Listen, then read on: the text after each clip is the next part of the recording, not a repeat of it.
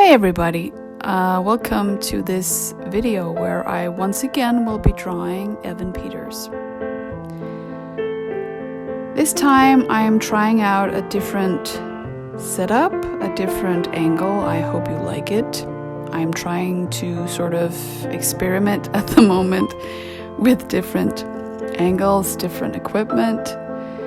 It is definitely on my to-do list and in my dreams to get better equipment, better lighting, a better microphone, just all of that. So please stay tuned for hopefully videos of a better quality in the future. I'm just starting out very slowly. I've sped this video up about, I think, 300% at this point. And I'm just, like I usually do, work from the eyes. This time I'm starting with the left eye, his right eye. I don't think I mentioned this in the previous video, but I do most of my drawings in my sketchbook, unless it's commission work for clients.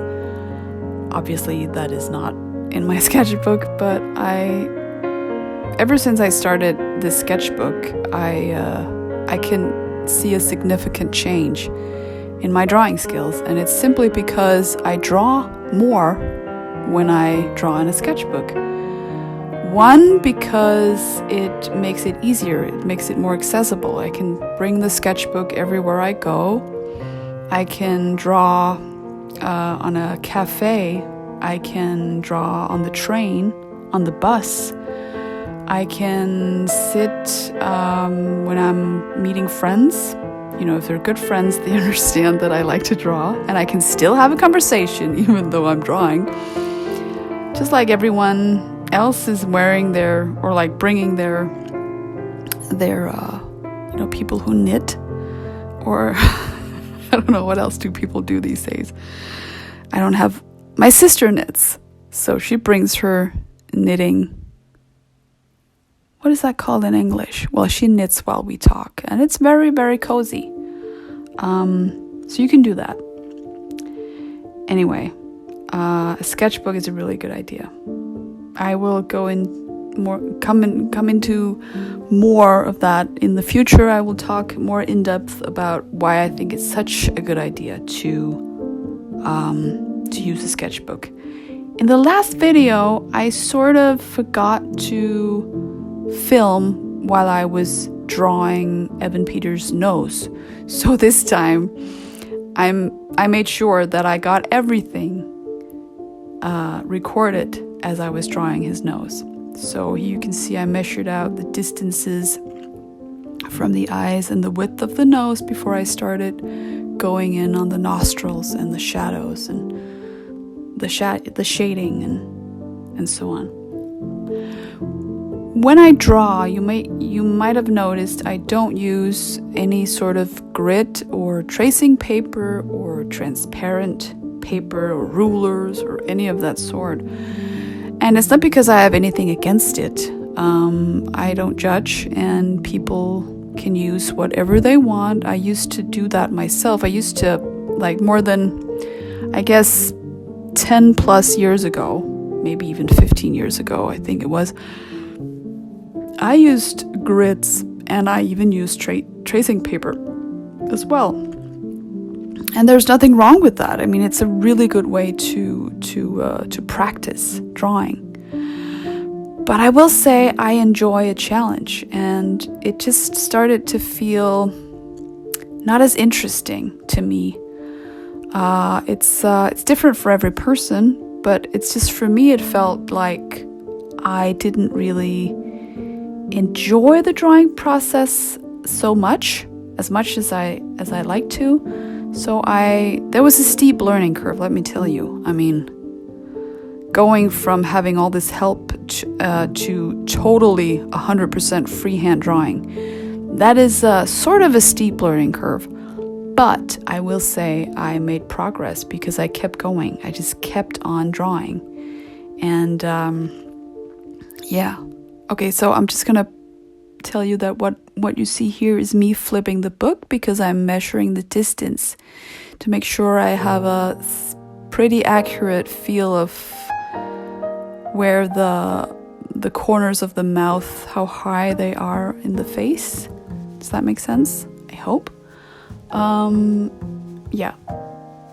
So anyway, I don't use any sort of help anymore, because I just like a challenge. I like it's just in my nature. I like when things are hard. That's not, it doesn't sound right, but no, that's not true.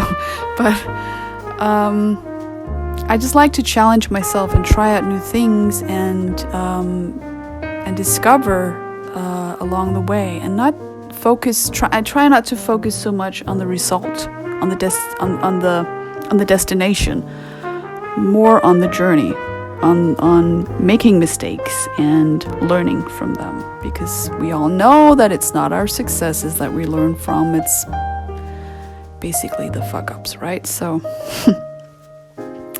yeah. So anyway, back to the drawing. You might notice that as I sketch out the face, I also like to add some shading. And this is just to make the process feel more organic. It just feels much more interesting for me to draw this way. It's a personal choice, and it's different for everyone.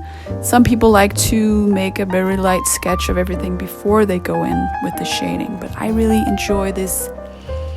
To me, it's a more organic way of drawing. I like to get a feel of the details mixed in with the broader lines. Does that make sense? And I have learned that you should keep going, even though the sketch doesn't look like there's no likeness yet. Just keep going. Keep going. For God's sake, please keep going, because you will get there eventually. I promise. If you keep going, don't give up. Not even if it looks like, well, shit. Just keep going. And so I'm lining out and the hair, and I'm figuring out the other ear there. Yeah, well, it goes without saying. You can just see for yourself what I'm doing here. Again, I want to use this word mapping. I'm mapping out the face as I draw.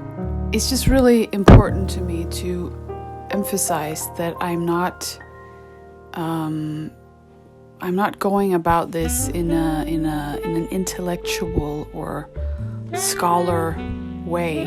What's that word? Like I'm educated, because I'm not educated in this. I'm self-taught, and I've found my own way of doing this. And it might not be your way, or it might not be the quote-unquote right way. I don't care, because this is how I prefer to do it. And yeah, it just feels like I'm drawing a map over a continent. Okay, that's a little far out, but you know what I mean. I'm mapping out a face. That's what I'm doing. Anyway, before I forget, please tell me in the comments if you have questions, or if you have requests or suggestions to who I should draw, or if you'd like me to demonstrate a certain technique or use a different medium. I plan to do a lot more different mediums, like not only the pencils, but also stuff like watercolor and gouache and ink and charcoal, colored pencils. Just give me your best suggestions.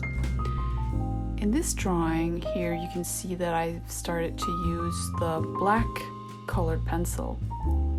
And I use this because sometimes a pencil can, because of the graphite in the pencil once you layer it and really press down and create or build layers, you get this shine. There's a shine to graphite, and with the black pencil, black colored pencil, you get a more matte finish, and at the same time a lot more intense, and a more intense black, which heightens the contrast and makes the sort of the drawing pop and makes it, I don't know, come alive. I don't know, it just intensifies everything, which I really like, especially in a portrait. And our subject today has a lot of definition in his face. He has a lot of, and that's really a compliment. It makes it a lot more interesting to draw him. There's a lot of contrast, which is just a lot more interesting to draw.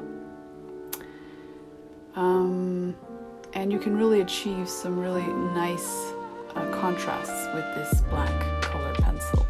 So I'm gonna leave a link as to what brand I'm using. You can use different brands, but please use a good quality colored pencil, because otherwise you might not achieve these really dark contrasts. You want a colored pencil with a lot of pigment to it.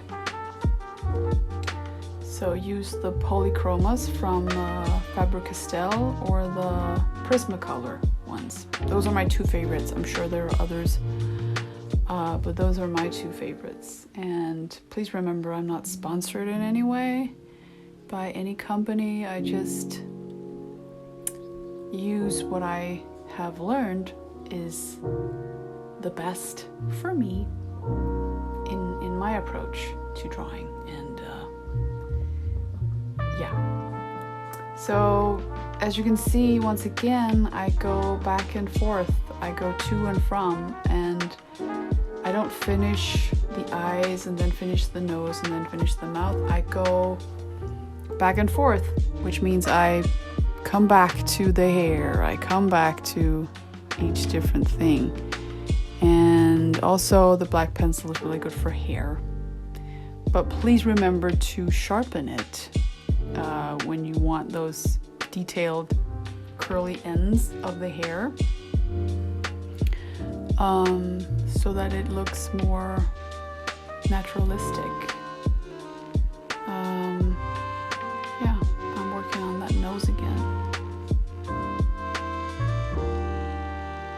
because it's the central, it's sort of like a focal point in the face, that nose. And a lot of people, when they draw someone, tend to ignore it or go about it very quickly, because a lot of people, I mean, I teach drawing as well, and I meet so many people who say they don't know how to draw a nose, and I can't blame them. I mean, noses are hard. So this was my second attempt here on YouTube on drawing Evan Peters. I hope you like it. I like it. I mean, it's not perfect, but there's likeness, right? And I hope there's also a little bit of personality in it, which I'm going for. So enjoy. And thank you so much for watching. Please feel free to ask questions and give me your best suggestions. Make some requests on something you'd like me to draw, or different techniques, medias, whatever. It is my sincere hope that I can inspire others to draw. And just get yourself a sketchbook. I mean, it will change the game for you. I promise. Anyway, so thank you so much for watching, and take care. Bye.